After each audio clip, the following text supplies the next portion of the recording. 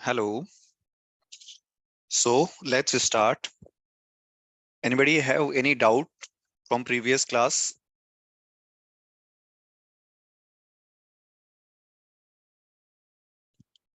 किसी को कोई भी डाउट है पहले की क्लास में?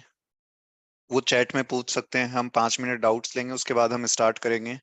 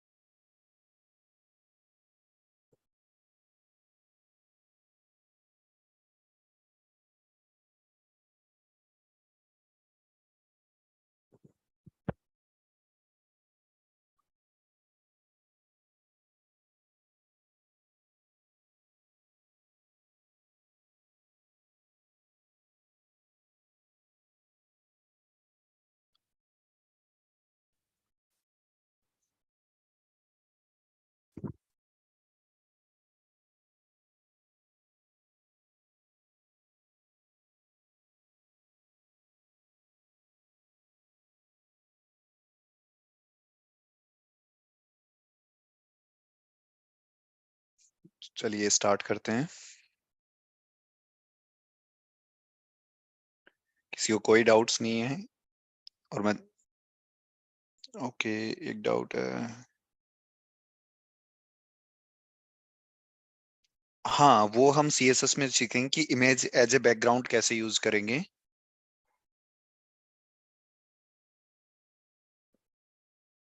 ओके, और डाउट है? एक बार मैं आपके डाउट देख लेता हूँ।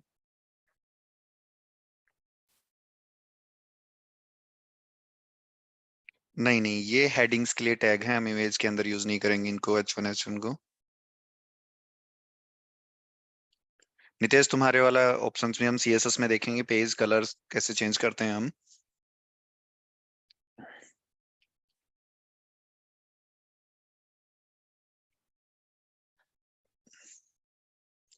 ओके, तो चलिए मैं स्क्रीन शेयर करता हूँ।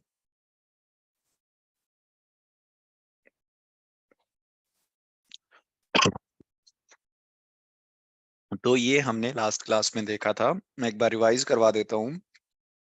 हमने एक बेसिक एचटीएमएल पेज बनाया था। ये हमारी स्ट्रक्चर थी।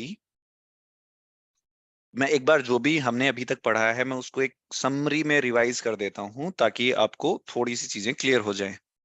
हमने पढ़ा था टैग और एलिमेंट्स के बारे में। टैग क्या होता है जो हम ये यूज कर रहे हैं, H1 H2 H3 H4 H5। ये क्लोजिंग है, ये ओपनिंग टैग है, और ये इसका क्लोजिंग टैग है। कुछ टैग सेल्फ क्लोज्ड होते हैं, बाकी टैग्स को क्लोज करना पड़ता है। ओके, इस कंप्लीट को मिला के मान लो कोई भी टैग ओपनिंग से लेके क्लोजिंग तक जो भी है उसको हम मिला के एलिमेंट बोलते हैं। उसको हम बोलते हैं एचटीएमएल एलिमेंट। यानी कि एक पूरा टैग स्टार्टिंग से लेके क्लोज होने तक को हम एक बोलते हैं HTML element.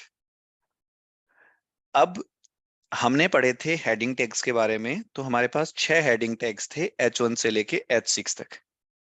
H1 most important, H6 least important. तो अगर आप H1 को देखोगे तो उसका सबसे बड़ा फॉन्ट होगा ये। मैं इसमें से CSS एक बार मैं हमारे उसको लाइव कर देता हूं। तो ये हमने बनाया था। अब हमने देखा था, मैं इसको साइड बाय साइड कर देता हूं।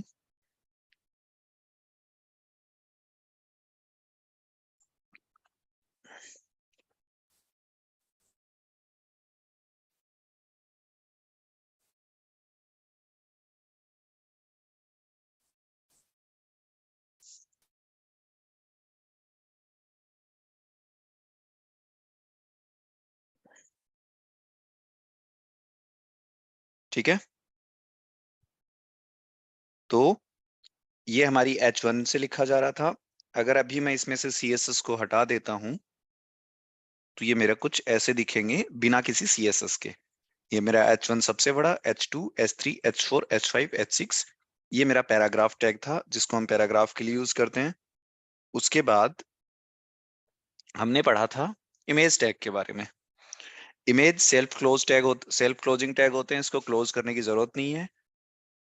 उस इमेज में हमने इमेज यूज करके देखी थी दो टाइप के सोर्स से, या तो हमारे पास इमेज हमारे सिस्टम में हो या इंटरनेट पे हो।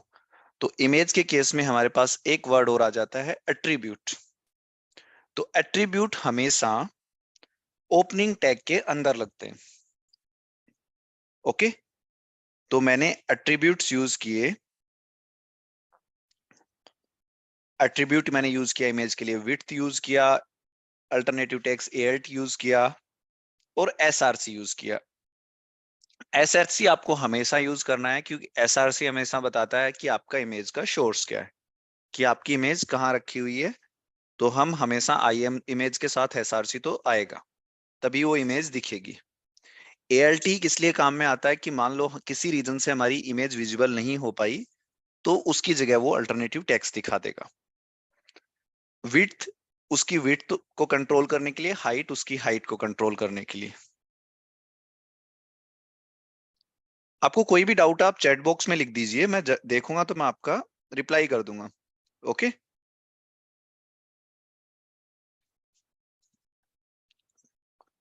तो ये हमने चीजें देखी थी, ये हमारे टैग्स थे। आज हम और टैग्स के बारे में पढ़ेंगे। इमेज हमारा क्लियर हो गया। जैसे ही हमारे टैग्स खत्म हो जाएंगे हम सीएसएस के बारे में पढ़ेंगे।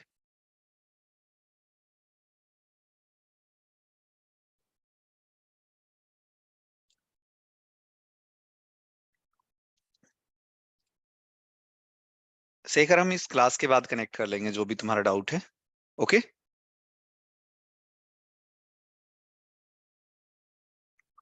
तो ये बस हमने अभी तक पढ़ा था। ये हमारे अभी तक पढ़ने की समरी थी कि हमने क्या पढ़ा है।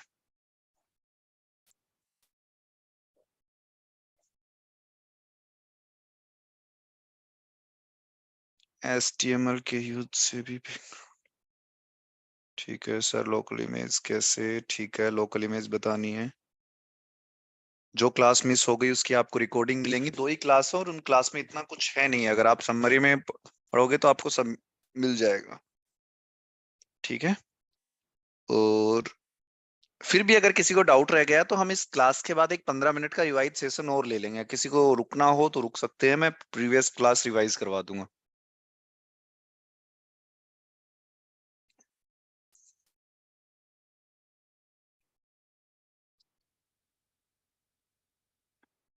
अप्रूव वो इसके एट्रीब्यूट्स के थ्रू ही होता है, वो भी हम करेंगे। पहले हम एक बार सारे टैग्स को वो एक्सप्लोर कर लेते हैं। खुशी में लोकल इमेज एसआरसी मैं बता देता हूँ। लोकल इमेज के लिए क्या करना है, हमें पाथ देना होगा। जैसे मैं जो यहाँ पे फोल्डर यूज कर रहा हूँ, मेरे मेरे सिस्टम में दिखाता हूँ आपको। मेरे सिस्टम में एक देखो फुल स्टैक जेईसी के नाम से फोल्डर बना हुआ है, और उसमें ये जो पेज जो अभी हम लिख रहे हैं, और यहाँ पे मैंने एक इमेज रखी हुई है। मान लो इस इमेज को मुझे दिखाना हो, तो इस इमेज की अगर हम प्रॉपर्टीज को देखेंगे, वैसे तो वीएस कोड में आपको देखने की जरूरत नहीं। तो ये क्या है, डॉट जेपीजी। तो यानी कि मेरी इमेज का पाथ क्या हो गया, हवा महल डॉट जेपीजी। और कौन से फोल्डर में रखी हुई है, इमेजेस में। अब मैं आपको दोनों चीजें बताता हूं। अगर वो इमेजेस फोल्डर में रखी हो तो कैसे यूज करते हैं, और इमेजेस फोल्डर में नहीं रखी हो तो कैसे यूज करते हैं। फॉर एग्जाम्पल,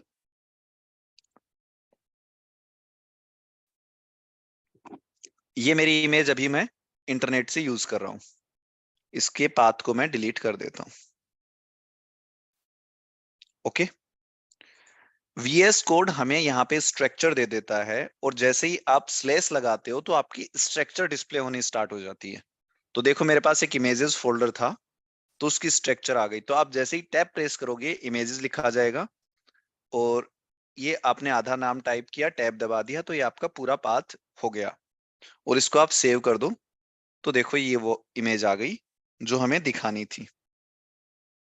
एक तो है कि अगर ये फोल्डर में रखी हुई है, फॉर एग्जाम्पल ये फोल्डर में नहीं रखी हुई, तो मैं कोई दूसरी इमेज ले लेता हूँ। मैं जूम का लोगो सेव कर लेता हूँ। और यहाँ पे बाहर रख देता हूं मैं। तो देखो जैसे ही मैंने सेव किया, यहाँ पे जूम का लोगो आ गया, जूम ब्लू लोगो। अब ये मेरे फोल्डर के अंदर नहीं है, अब ये देखोगे आप, ये यहीं पे बाहर है। तो अगर मुझे इसे यूज करना हो तो मैं इसको यहां से हटाऊंगा, वही स्लैश लिखूंगा, और ये देखो मेरा लोगो आ गया। इसको मैं सेव करूंगा तो ये लोगो डिस्प्ले होने स्टार्ट हो गया। क्लियर है? या आप भी कोई डाउट है? आप मतलब एक बार।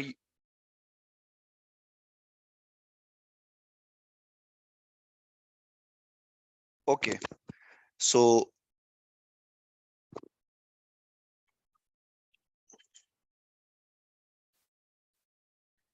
ये हमारा इमेज लगाने का था।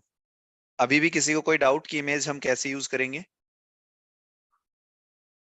आप कोई भी इमेज यूज कर सकते हैं। अगर यही मुझे मान लो इंटरनेट से यूज करना होता, तो मैं राइट क्लिक करता, open image in new tab, तो मेरे पास ये पाथ आ जाता इसका। तो अगर मैं ये पाथ भी रख देता तो मुझे डाउनलोड करने की जरूरत नहीं थी।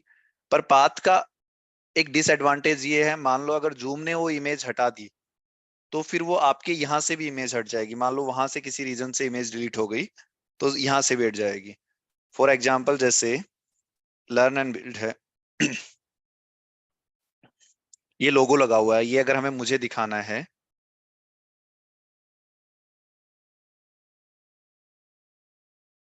अगर ये लोगो मुझे दिखाना है, तो मैं करूंगा open image in new tab. ये मेरे पास पाथ आ गया लोगो का, और इस पाथ को मैं डिलीट कर दूंगा, और ये पाथ मैं यहाँ पे पेस्ट कर दूंगा। अब मैं यहाँ देखता हूँ मेरा पेज कहाँ पे, ये वाला। अब मैं जैसे इसको कंट्रोल एस करूंगा, ये लोगो आ गया यहाँ पे। तो अगर लर्न एंड बिल्ड ने यहाँ से लोगो डिलीट कर दिया, तो फिर आपका भी ये डिलीट हो जाएगा। क्लियर है?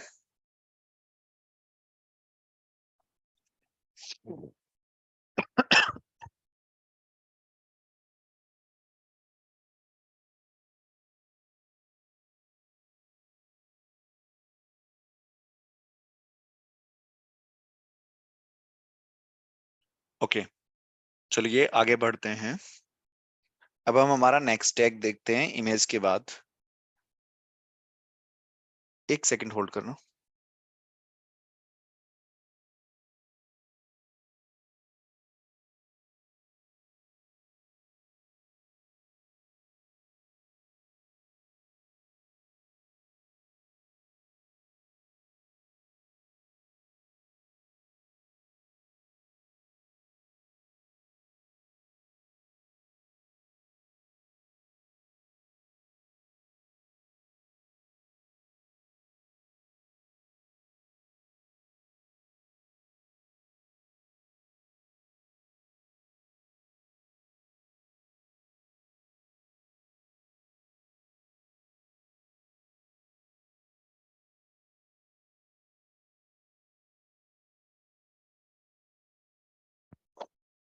हाँ, तो अब हम देखते हैं हम लिंक्स कैसे यूज करते हैं।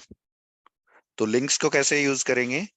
जो आप हाइपर लिंक्स देखते हो, आप मेन्यूज में जो क्लिक करने पे हमारे पास खुलती हैं, तो उसके लिए हमारे पास एंकर टैग, जिसको हम ए से रिप्रेजेंट करते हैं, ए टैग।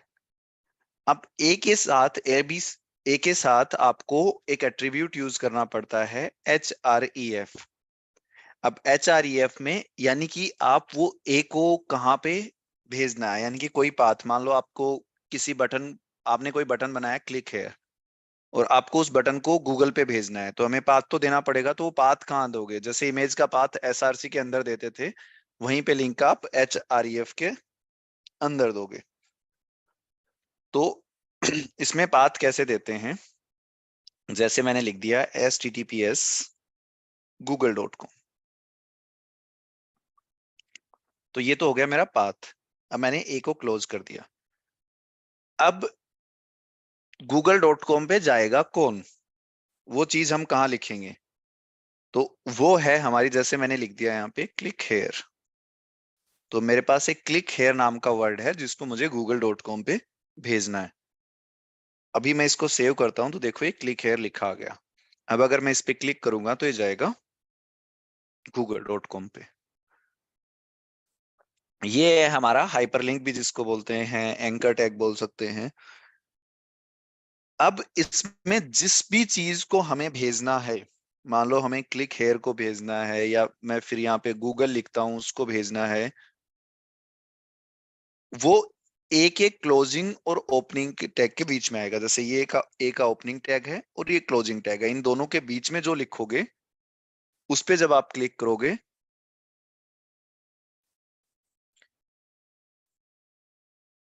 तो वो आएगा। ओके।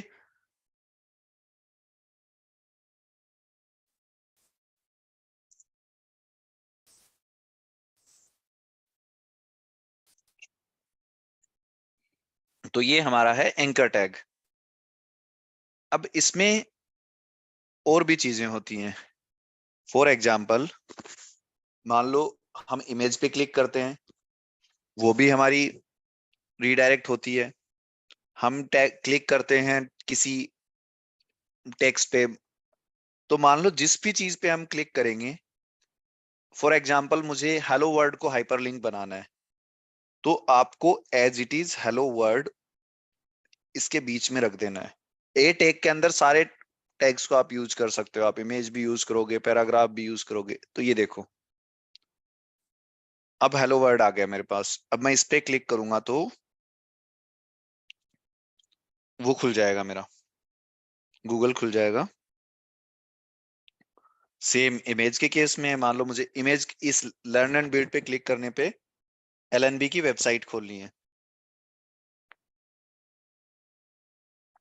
तो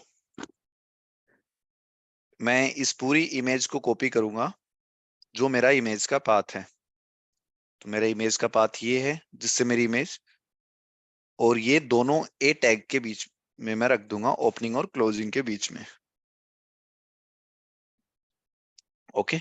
और मैं google.com की जगह लिख दूंगा लर्न एंड बिल्ड का पाथ।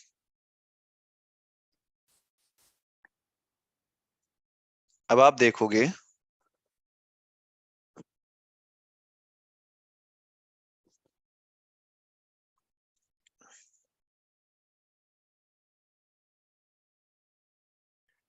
तो नीचे वाले लर्न एंड बिल्ड पे क्लिक करोगे तो लर्न एंड बिल्ड की वेबसाइट खुलेगी। ऊपर वाले पे कुछ नहीं होगा क्योंकि ऊपर वाला सिर्फ एक इमेज है। नीचे वाले में इमेज पे हमने एंकर टैग लगा दिया कि हमें क्या पाथ देना है। क्लियर है ये चीज?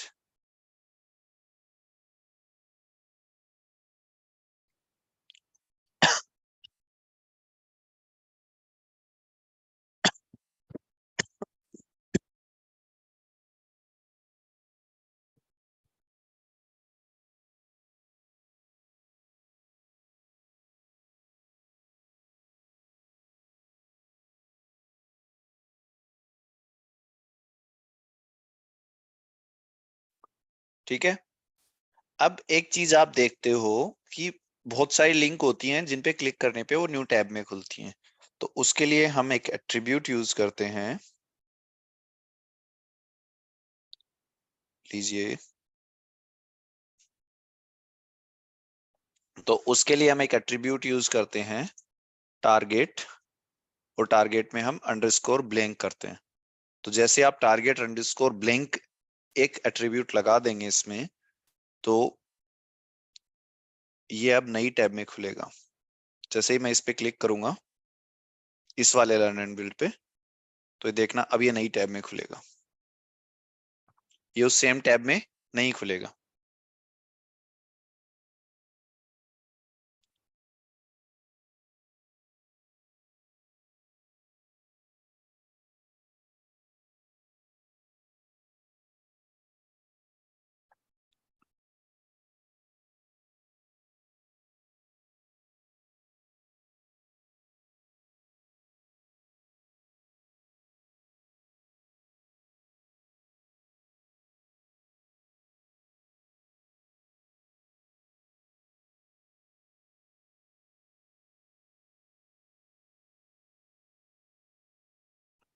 ठीक है, ये क्लियर है टारगेट अंडरस्कोर ब्लैंक वाला? मैं आपको वापस दिखा देता हूं।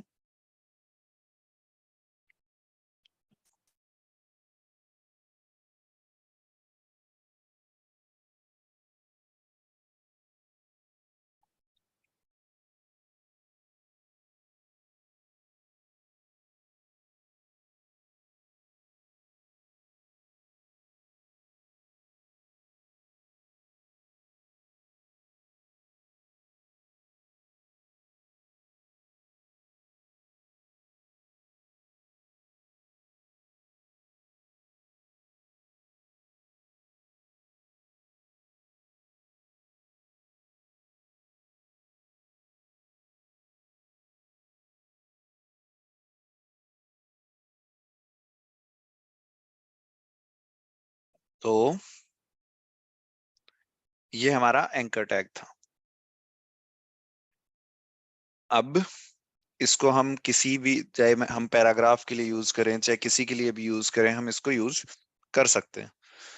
ओके, अब फॉर एग्जाम्पल ये मेरा पैराग्राफ है, this is my paragraph and click here to visit Google, ऐसा कुछ लिखा हुआ है। तो ये हुआ। मैं एक बार नीचे वाली इमेजेस को एक बार हाइड कर देता हूं, मैं इनको कमेंट कर देता हूं।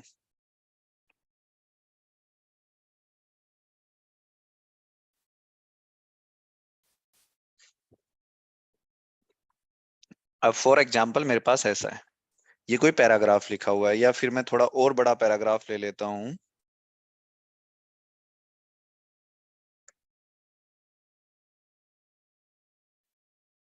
ये डमी पैराग्राफ मैंने ले लिया और इसमें एक मैं लाइन डाल देता हूं, ये वाली। अब मेरा पैराग्राफ कुछ ऐसा है। अब मान लो मुझे सिर्फ यहीं पे एंकर टैग लगाना है, क्लिक हेयर पे। तो मैं क्या करूंगा, मेरा क्लिक हेयर यहाँ पे है, तो मैं यहाँ ए टैग यूज करूंगा, ए, और ए के बाद मेरे को क्लिक हेयर को बीच में लूंगा, मैं ए के ओपनिंग और क्लोजिंग के बीच में क्लिक हेयर को लूंगा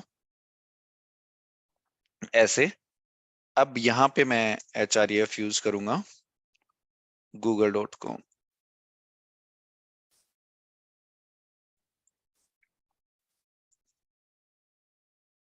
कुछ ऐसे। और अगर मैं यहीं पे टारगेट अंडरस्कोर ब्लैंक भी लगा दूंगा, तो क्या होगा, ये नई टैब में गूगल खोलेगा, लेकिन सिर्फ क्लिक हेयर, ना कि पूरा पैराग्राफ। अगर पूरे पैराग्राफ को बनाना है तो मैं ऊपर वाले पैराग्राफ को बनाता हूं। आप ए टैग लगाओगे, अगर आपको पूरे पैराग्राफ को वो बनाना है हाइपरलिंक,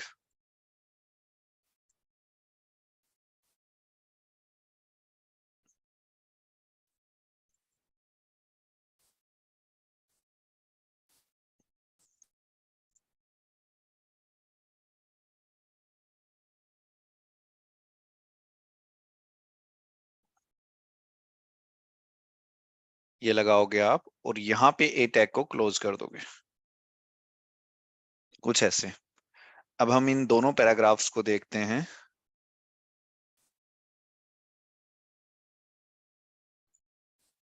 तो ये मेरे दोनों पैराग्राफ हैं।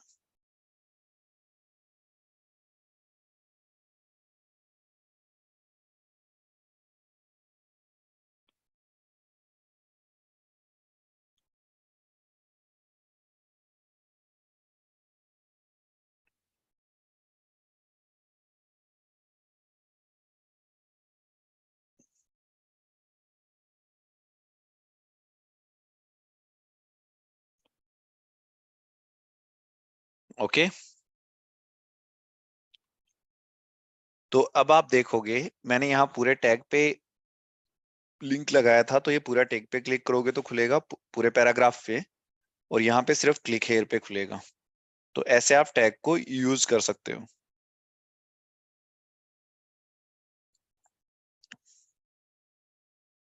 हाइपरलिंक रेफरेंस बोलते हैं हम HREF को। तो ऐसे ये काम करेगा आपका लिंक। सेम हमने इमेज में देख लिया, हमने टेक्स्ट में देख लिया, हमने हेडिंग टैग्स में देख लिया। तो हम ऐसे हमारी हाइपरलिंक को यूज करेंगे। सेम बटन्स के केस में होगा, अगर हम बटन बनाते हैं तो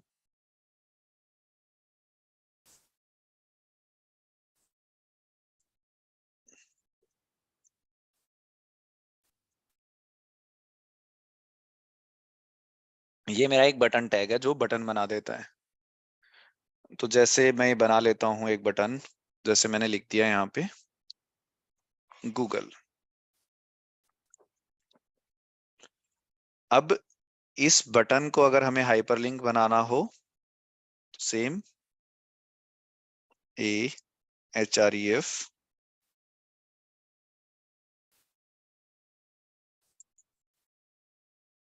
इस बार हम टारगेट ब्लैंक नहीं लगा रहे और इस ए को उस बटन टैग के बाद क्लोज कर देंगे। तो आप देखो,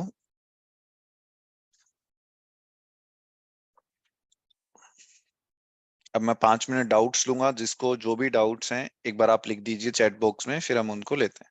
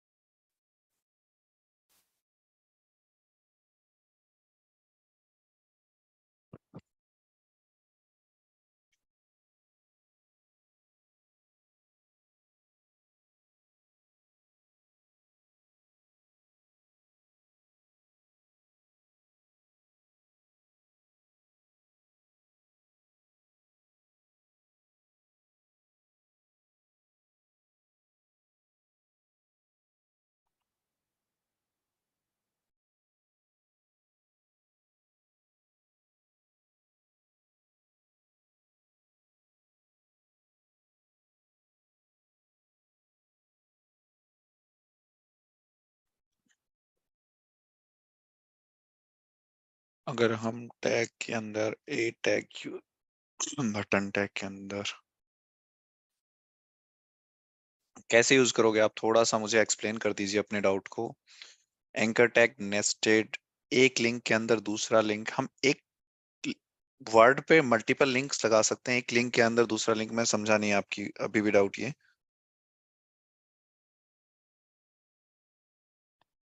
how is Google added to this page? Link तो हम कोई भी लगा सकते हैं ना, किसी भी वेबसाइट का। हम किसी भी वेबसाइट का लिंक लगा सकते हैं, इसमें क्या है, आप कोई भी यूआरएल लिखो।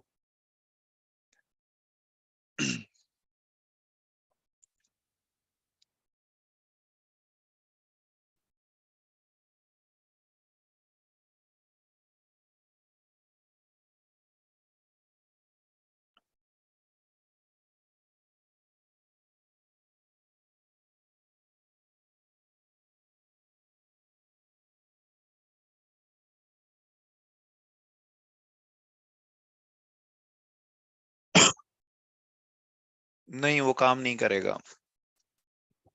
अगर आप ऐसे यूज करोगे तो काम ही नहीं करेगा। फॉर एग्जाम्पल, अगर मैं आपकी चीज को एज इट इज लिख दूं, अगर मैं इसको एज इट इज यहाँ पे लिख दूं, तो देखो कुछ नहीं आएगा यहाँ पे। ये छोटा सा निशान बन गया ना, कुछ नहीं आएगा यहाँ पे।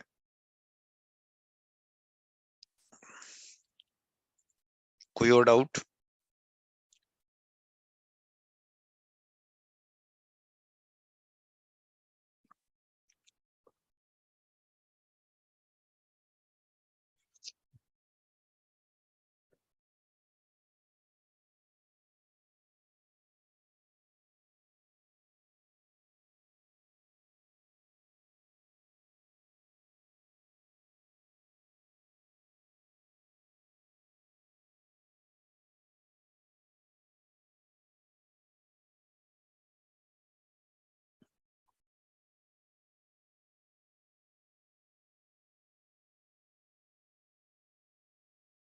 अब हम नेक्स्ट टैग देखते हैं हमारा लिस्ट के लिए। तो लिस्ट हमारी दो टाइप की होती है।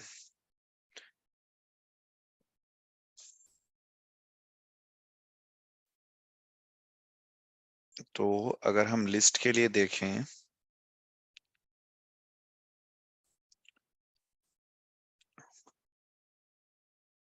लिस्ट, तो लिस्ट हमारी दो टाइप की होती हैं, ऑर्डर्ड लिस्ट और अनऑर्डर्ड लिस्ट। अब ये क्या होती हैं, इनके मैं टैग्स बता देता हूं। ऑर्डर लिस्ट अगर है तो ओ एल, तो ऑर्डर का ओ और एल, तो ये हो गया हमारा ऑर्डर्ड लिस्ट। सेम अगर अनऑर्डर्ड है तो यू एल, ये टैग हम यूज करेंगे। अब ये लिस्ट होती क्या है वो हम देखते हैं। हम टैग्स को यूज करते हैं और हम लिस्ट बनाते हैं। फॉर एग्जाम्पल,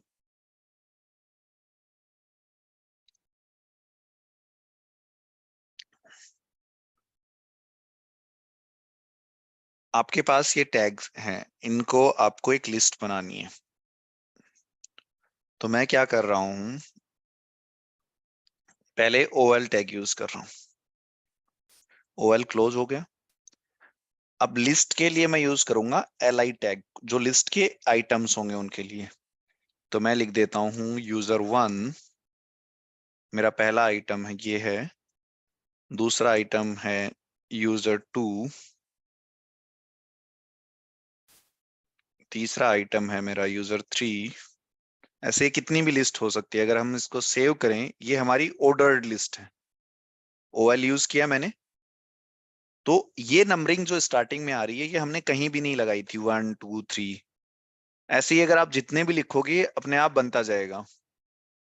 मान लो मैं यहाँ पे लिख दूं यूजर की जगह कार, बाइक, बस, मोड ऑफ ट्रांसपोर्ट यूज कर लूं मैं। तो अभी हमने यहाँ पे कहीं भी नंबरिंग नहीं लगाई, लेकिन ये नंबरिंग अपने आप आ गई। या आपने माइक्रोसॉफ्ट वर्ड में देखा होगा, जब आप नंबरिंग यूज करते हो तो ऑटो नंबरिंग यूज करते हो आप, तो वो नंबरिंग हमारे यहाँ पे लिस्ट लिस्ट से बनती है। तो लिस्ट टैग कैसे होता है मैं वापस आपको बताता हूँ। ऑर्डर्ड लिस्ट के लिए आप ओएल यूज करोगे।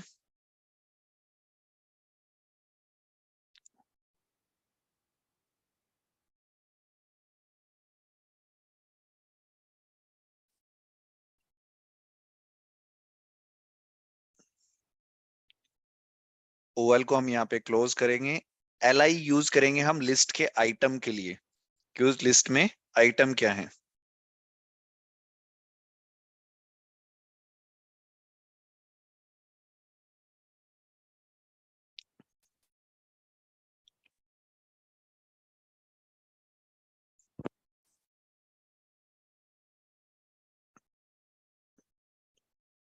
और ये हमारी ऑर्डर्ड लिस्ट बन जाएगी।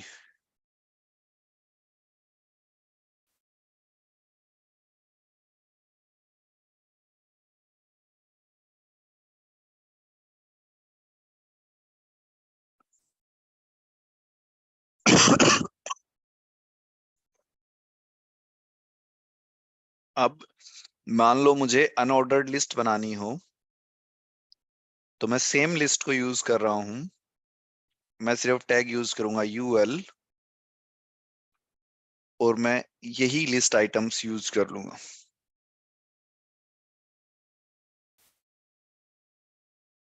तो यहाँ मेरी अनऑर्डर्ड, यहाँ पे बुलेट पॉइंट्स आ जाएंगे। जो आपके वर्ड में बुलेट पॉइंट्स होते हैं वो यहाँ पे अनऑर्डर्ड लिस्ट है।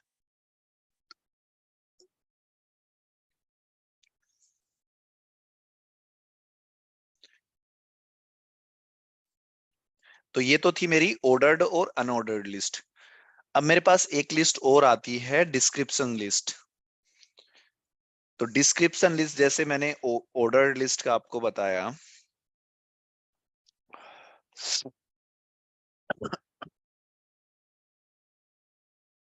जैसे मैंने ऑर्डर्ड लिस्ट का आपको OL से बताया, अनऑर्डर्ड लिस्ट का UL से बताया।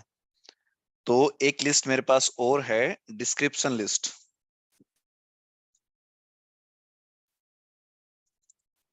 तो ये कैसे होगी? DL टैग से। तो इसमें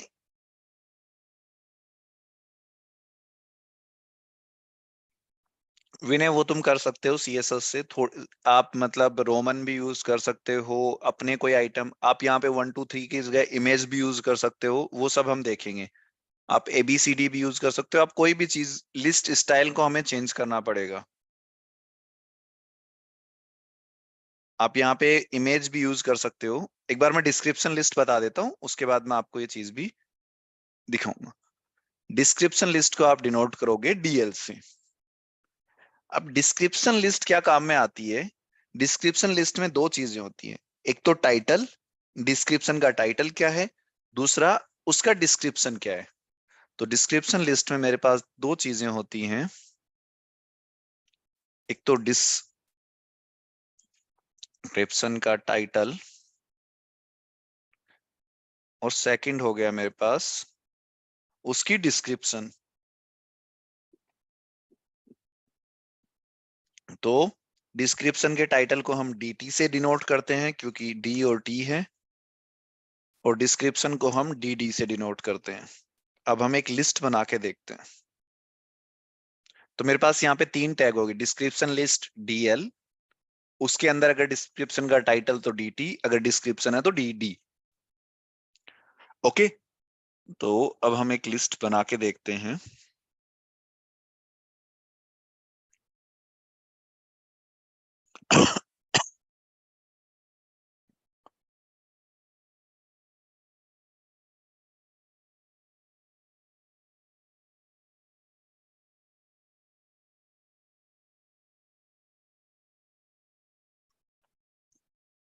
तो मैं तीसरी लिस्ट बनाता हूं, DL। इसके अंदर मैं लिखता हूं DT, DT में लिखता हूं माई वेबसाइट, और अब मैं लिखता हूं DD, this is my website.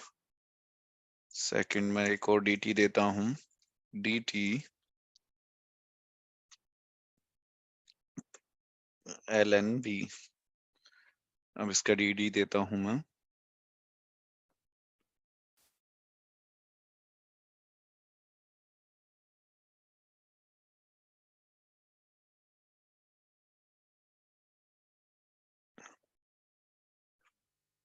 और अब मैं देखता हूं, तो आप देखो मेरा टाइटल यहाँ रह गया, ये इसकी डिस्क्रिप्शन आ गई, टाइटल यहाँ रह गए, ये इसकी डिस्क्रिप्शन आ गई। तो ये कुछ इस हिसाब से सेट हो जाते हैं अगर आप डिस्क्रिप्शन लिस्ट यूज करोगे तो।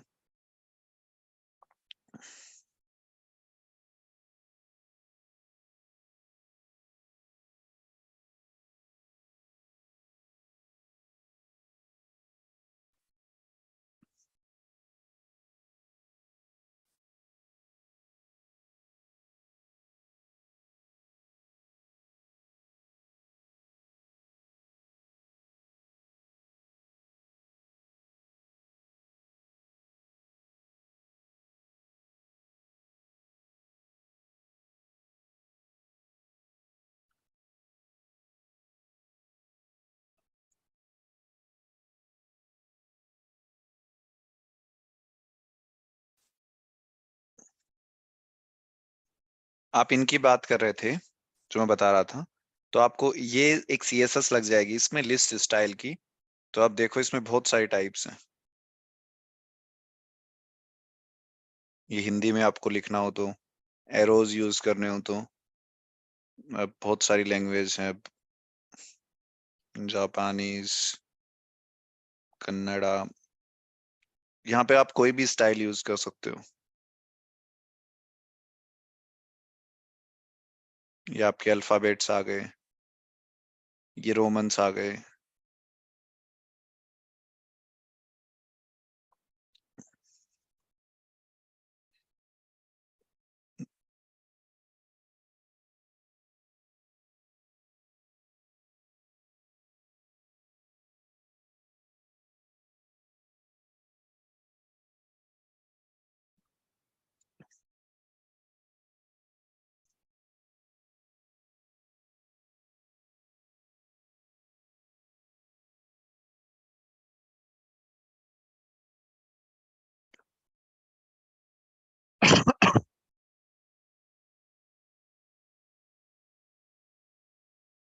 हाँ, यूएल में ही लगाई है मैंने सीएसएस।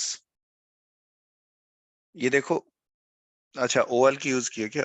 यूएल की आप यूज कर लो, लिस्ट स्टाइल।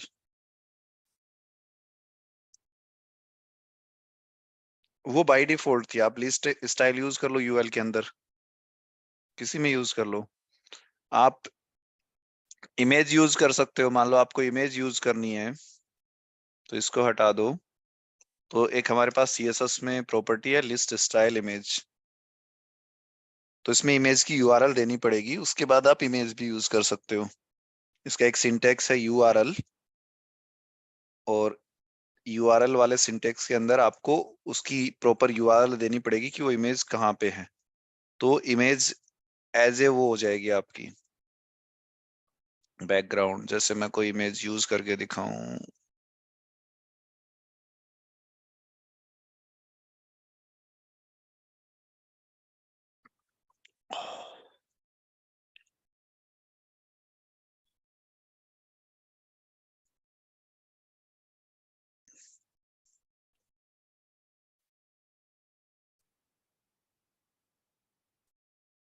अब देखो, एक कार, बाइक, बस से पहले तीनों में इमेज आ गई। अब हम इमेज को छोटा या बड़ा कर सकते हैं। और इसकी साइज छोटी होती है तो ये बहुत और ज्यादा वो लगती है। अगर मैं इसको कोई छोटा आइकन देखूं किसी वेबसाइट पे, अगर मेरे को मिल रहा है तो।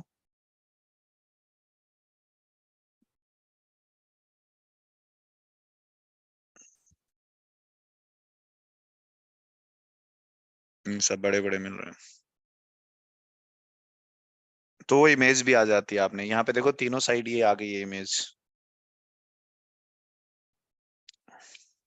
क्योंकि मैंने इसमें लिस्ट स्टाइल इमेज दिखा दी, तो कुछ भी लगा सकते हो।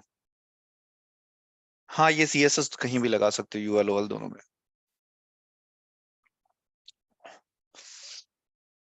और कोई डाउट किसी को लिस्ट में?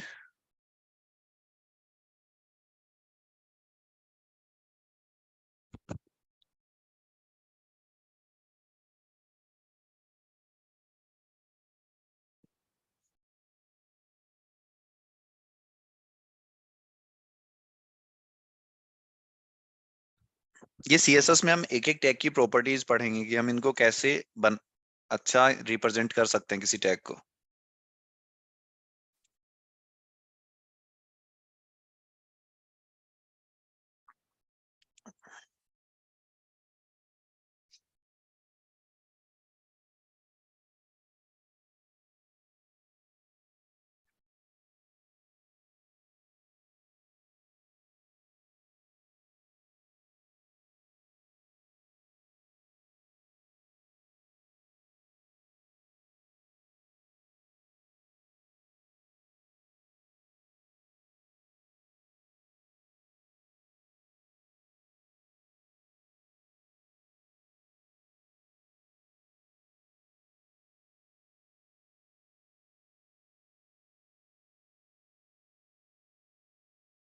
उसके अलावा हमारे पास और मेथड भी हैं लिस्ट के अंदर, अब हम वो देखते हैं।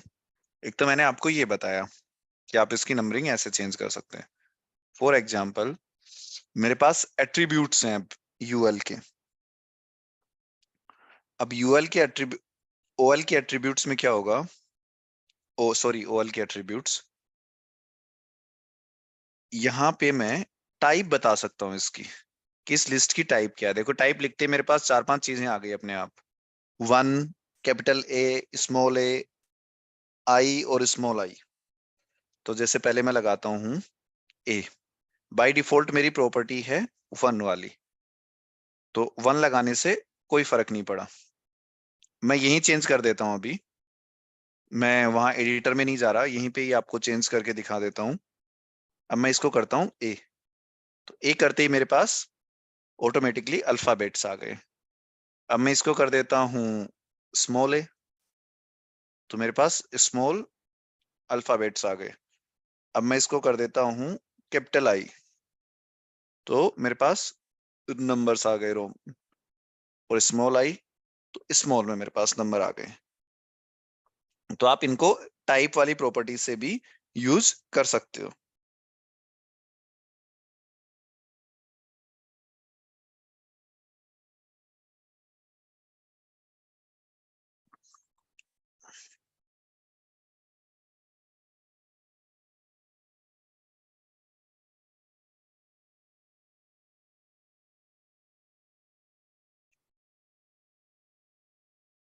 अब ये हमारी थी सिंपल लिस्ट। अब लिस्ट में नेस्टेड लिस्ट भी होती है। नेस्टेड लिस्ट क्या होती है कि मान लो लिस्ट के अंदर लिस्ट। फॉर एग्जाम्पल,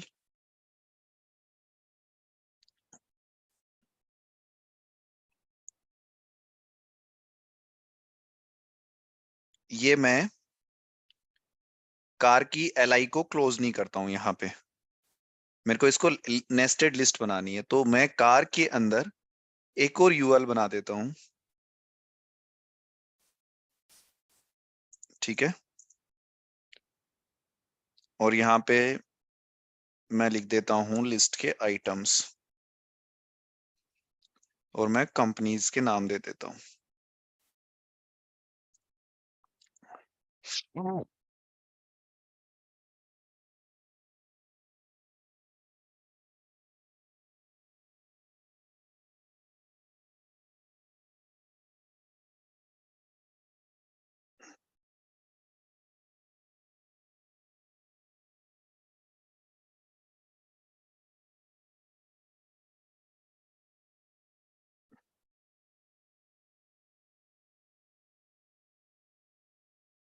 तो इसको सेव करता हूँ।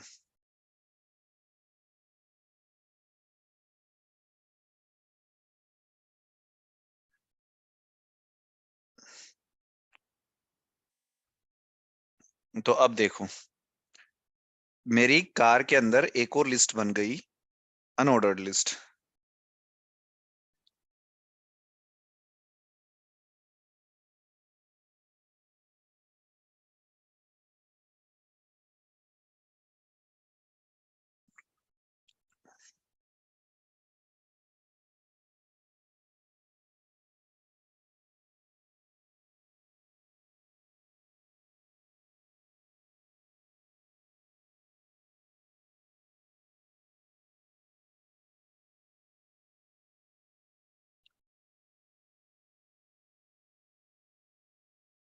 ऐसे डीडी का कोई एग्जैक्ट फुल फॉर्म नहीं होता है। ये डिस्क्रिप्शन लिस्ट को डिफाइन, डिस्क्रिप्शन को डिफाइन करती है। जो भी आप टाइटल यूज करें उसको डिस्क्रिप्शन, तो इट्स डिफाइन द डिस्क्रिप्शन। तो ये मेरी लिस्ट के अंदर एक लिस्ट बन गई। इनको हम बोलते हैं नेस्टेड लिस्ट। आप चाहे इसको ऑर्डर्ड लिस्ट बना सकते हो, अनऑर्डर्ड लिस्ट बना सकते हो नेस्टेड की फॉर्म में। हाँ, बना लो। इसको ओवल कर दो।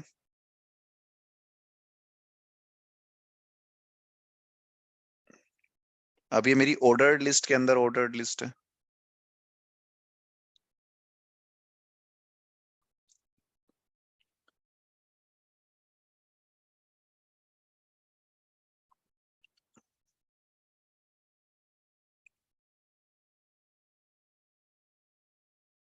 तो आप कैसे भी ऑर्डर्ड के अंदर अनऑर्डर्ड, अनऑर्डर्ड के अंदर ऑर्डर्ड, कैसे भी आप लिस्ट को बना सकते हो।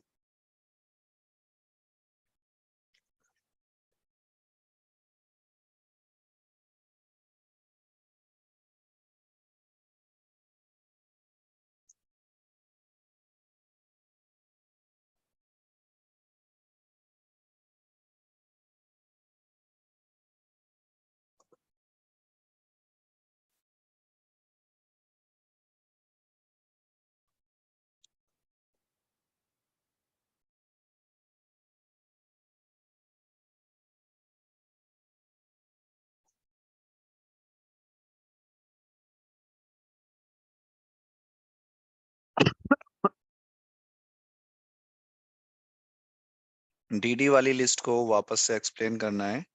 ये हमारी डीडी लिस्ट का, डीडी हमारे काम में आता है। डीएल, इसको डिस्क्रिप्शन लिस्ट है, तो डिस्क्रिप्शन लिस्ट है हमारी डीएल। तो डिस्क्रिप्शन में दो चीजें होती हैं, एक तो टाइटल, और एक जो टाइटल है उसकी डिस्क्रिप्शन क्या है। तो जैसे डिस्क्रिप्शन का टाइटल हो गया और ये उसकी डिस्क्रिप्शन हो गई, ये इसका टाइटल हो गया, ये इसकी डिस्क्रिप्शन हो गई। तो डिस्क्रिप्शन टाइटल को हम डीटी से डिनोट करते हैं, उसकी डेफिनेशन को हम डीडी से डिनोट करते हैं, और जो ओवरऑल लिस्ट को हम डिस्क्रिप्शन लिस्ट के नाम से डिनोट करते हैं।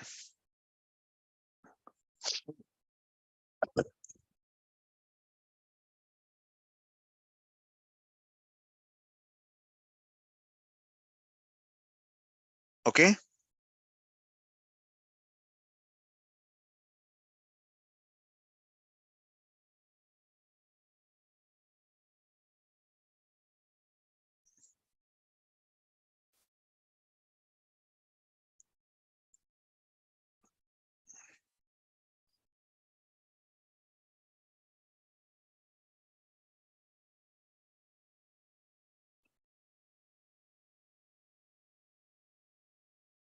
कोई और डाउट किसी को?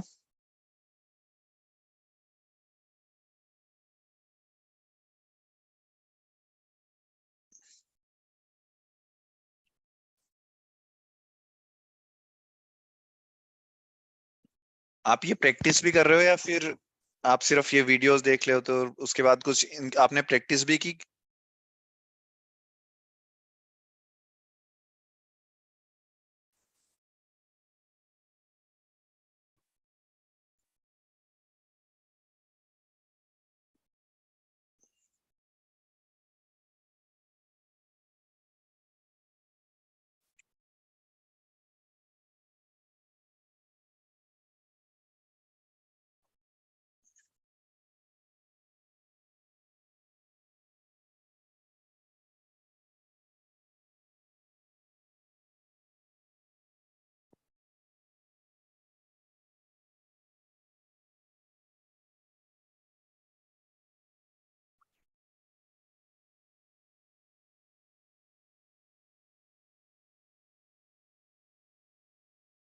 ओके, सबके अपने अपने रीजंस हैं, कोई प्रैक्टिस कर रहा है, कोई बाद में करेगा।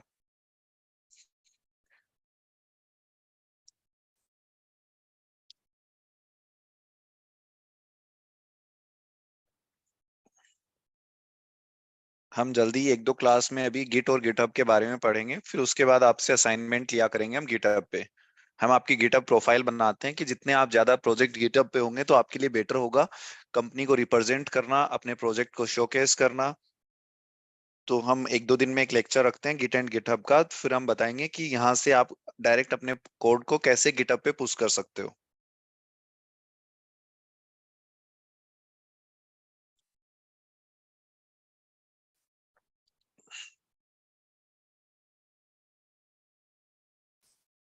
ओके। अभी की क्लास, आज की क्लास हम अभी एंड कर रहे हैं। जिन बच्चों की आज फेस्ट क्लास है वो रुक जाएं, बाकी लोग क्लास लीव कर सकते हैं।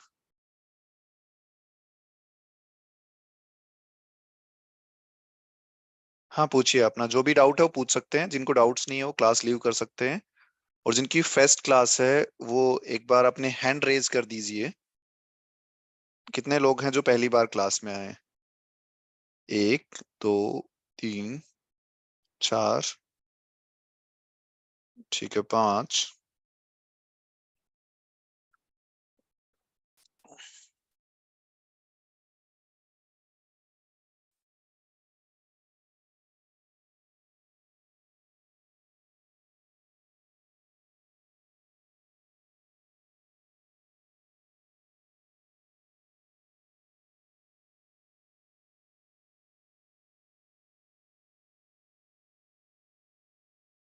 खुशी, एक बार आप ट्राई करके देखिए।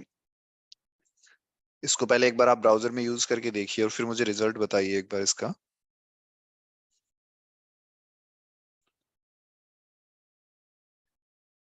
कंसेप्ट ऑफ अंडरस्कोर ब्लैंक ये न्यू टैब के लिए हम यूज करते हैं, कि हम डिफाइन करते हैं कि वो न्यू टैब में खुले।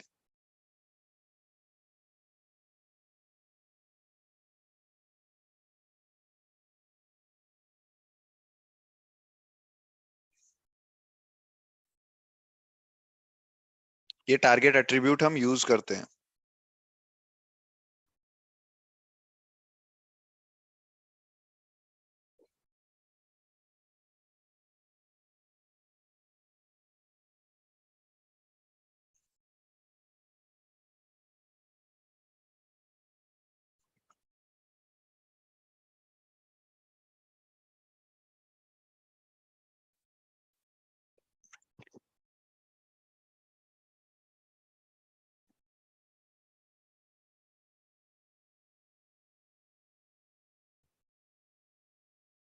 ओके, किसी और का डाउट है?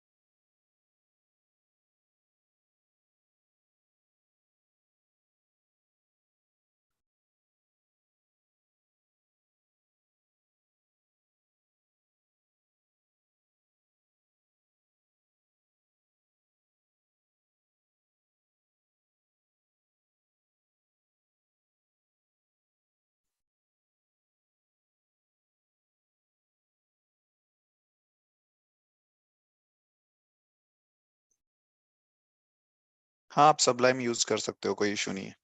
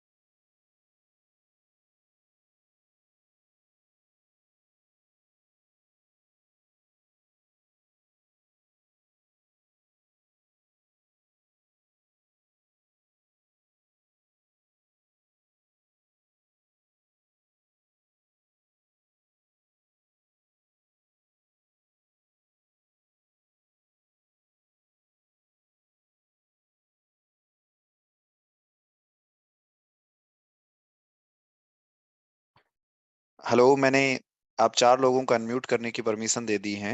शेखर, अशोक। हाँ, बताइए अभी आपके क्या इश्यूज हैं। आपकी फर्स्ट क्लास है ये।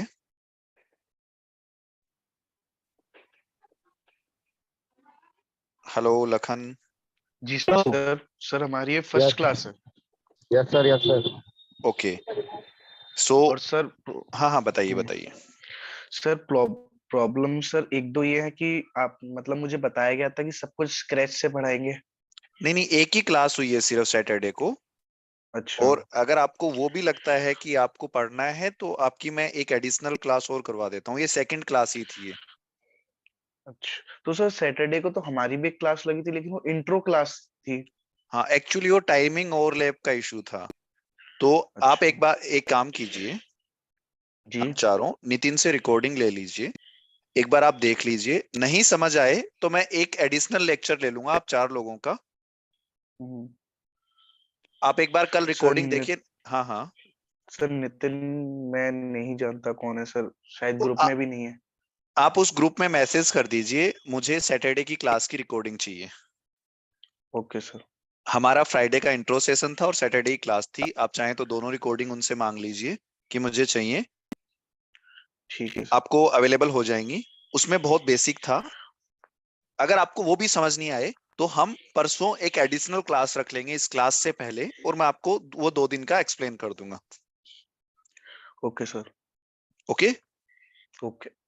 और कोई डाउट? सर और एक चीज हाँ मुझे ये कहनी थी सर, जैसे कि चैट में हम मैसेज करते हैं हाँ, तो सर मतलब ये मतलब मुझे ही ऐसा शो हो रहा है कि मुझे आपके और अपने ही मैसेज शो हो रहे हैं सर, ये कुछ प्राइवेसी प्रोटेक्शन है? ये प्रोटेक्शन है। आप सिर्फ टीचर से डाउट पूछ सकते हो। नहीं सर, ऐसा होता है ना कि कोई और डाउट पूछता है तो आप उसको जब आंसर देते हैं तो एकदम से वो समझ नहीं आता कि आप किस चीज का आंसर दे रहे हैं। अगर वो डाउट भी हमको शो हो जाएगा तो अगर वैसा ही हमको हुआ तो वो क्लियर वैसे भी हो जाएगा, ओके अगर ऐसा ओके हो सके तो। ओके ओके, हम ट्राई करेंगे। एक्चुअली अभी ये प्राइवेसी के लिए है। 1-2 दिन में आपकी मीटिंग लॉक हो जाएगी। जो भी आपने ईमेल आईडी वहां पे सबमिट की है ऑफिस में, आप उसी ओके। ईमेल आईडी से जूम ऑपरेट कर पाओगे। तो उसके बाद हम माइक की भी परमिशन दे देंगे। जब डाउट सेशन होगा तो हम माइक ओपन करने की परमिशन दे देंगे। जैसे कि सर मैं अभी आपसे कुछ पूछ रहा था, आपने मुझे रिप्लाई दे दिया, लेकिन वो मुझे ही समझ आया कि आपने मुझे किस क्वेश्चन का आंसर दिया है, पर सर और जितने पार्टिसिपेंट्स हैं उनको नहीं समझ आया होगा वो। नहीं नहीं, उसमें एक प्रॉब्लम होती है। मान लो हमने सबके लिए चैट खोल दिया तो लोग आपस में बातें करने लग जाते हैं। अच्छा अच्छा। फिर वो आपस में चैट करने लग जाते हैं तो फिर क्लास डिस्टर्ब हो जाती है। इस केस वो में तो क्या होता सर है ना कि बस मैं कहना चाहता था, नहीं नहीं अगर हो नहीं सके तो ठीक है, वरना कोई प्रॉब्लम नहीं। नहीं नहीं, ये हमने बहुत उसके बाद ही किया है। हम नोटिस करते हैं चैट्स को, तो फिर आपस में बात करने लग जाते हैं, दोस्त बनने लग जाते हैं थोड़ी देर में। सो अच्छा। That's why. ऐसा ओके कोई सर। इश्यू नहीं है। हम माइक को भी अनम्यूट करवा देंगे अगर आपको लग रहा है। जैसे अभी हम कम लोग बैठे थे तो हमने अनम्यूट कर लिया। थोड़ा सा सर इंटरेक्शन बहुत कम हो रहा था ना, तो पता नहीं चल पाता था कि कहीं इंटरनेट कनेक्शन तो इंटरप्ट नहीं हो रहा, या आप चुप हो गए हो सर, ये थोड़ी सी प्रॉब्लम आ रही थी बस। नहीं नहीं, ऐसा कोई इश्यू नहीं आएगा। आप चिंता मत कीजिए। आपको जो भी डाउट हो आप बताइए। जैसे क्लास के बाद, अभी क्लास एंड हो गई तो उसके बाद आप बिल्कुल आप बात कीजिए, जिसको भी जो भी पूछना है। तो ऐसा कोई इश्यू नहीं कि क्लास एंड हो गई तो टीचर गायब हो जाएगा एकदम से। Okay sir. Okay okay. Okay, thank you. Thank you sir. Sir ask your question. हाँ हाँ, बताइए बताइए शेखर। सर जैसे कि आपने बताया था कि जो फाइल इमेज होती है, जैसे हम्म। हमने कोई फोल्डर बनाया है HTML के नाम से, हाँ तो उसमें हम जैसे फाइल शिफ्ट करते हैं तो सर हम उसको VS कोड में ले सकते हैं। सर हाँ, लेकिन जैसे कि हम डायरेक्ट गूगल से ले और डायरेक्ट उसको VS में डालें, तो सर ऐसा कभी कभार मेरे साथ क्या होता है कि मैं डायरेक्ट लेता हूँ तो वो होती नहीं है सर। आप अपना कोड दिखा देना। मान लो, जब ओके। अगर आप यस करके सर, देखना नहीं हो, यस सर। कल इसी टाइम क्लास के बाद मुझे अपना कोड दिखाना, मैं आपको रीजन बता दूंगा। Okay sir, okay okay okay okay. Sir. हमारे ओके पास सर, ये भी ऑप्शन है कि मान लो कि हम कभी कभी डाउट्स वर्बली या चैट में नहीं समझ पाते हैं, तो आपको हम स्क्रीन शेयरिंग की परमिशन दे देंगे और अपना आप ओके डाउट सर, दिखा सकते हो। Okay sir, okay okay. Okay sir, okay, thank you sir.